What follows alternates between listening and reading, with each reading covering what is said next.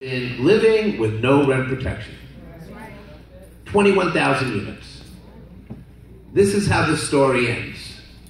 You bring luxury units into a neighborhood with scattering of low-income housing for people who can't afford it anyway.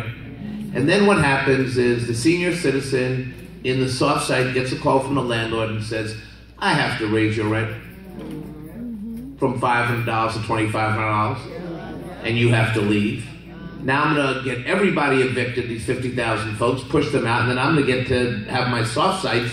I assemble them, right? And then I build even more luxury housing.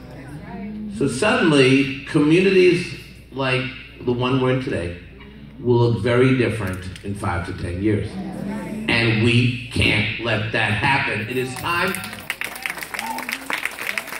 There was a great article today, an op-ed in the Daily News, by a gentleman who, and I wish I had been able to talk about it in this way, said things have changed.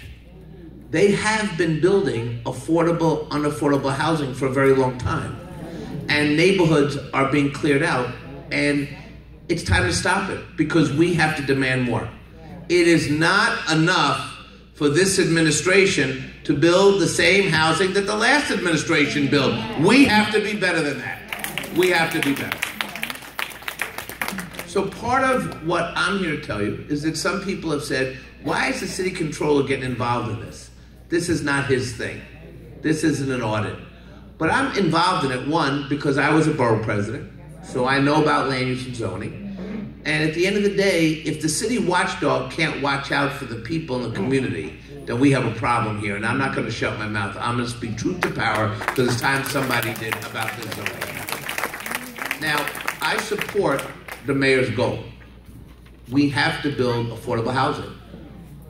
We did a study that showed over the last 12 years, we've lost 400,000 units of housing that rent for $1,000 or less. We're building housing for the very, very wealthy. We have enclaves for the very poor and nothing in between. And we need a housing plan that's going to address the needs of New Yorkers. The second part of this, and I know you have some questions for me, so I'm not going to step on the questions, but we have to have a conversation about NYCHA. And we have to make sure we protect the people in NYCHA, because if we don't, the people in NYCHA are the first who is going to be the homeless population. 58,000 people sleeping every night in a shelter, the greatest city on earth, and 23,000 of the people sleeping in the shelters are children. Babies, like my little guy right there. I can't imagine, and that's why I did the shelter audit, and that's why we did the investigation, because I couldn't imagine for 1 hour my baby, going to sleep at night in a shelter with no security, where 53% of the shelters have rats and vermin, and that 80%, I know it, I mean, you cringe, but it is true, rats and vermin in 80% of the apartments are not safe. 18,000 violations, 3,000 serious. What kind of city are we in now?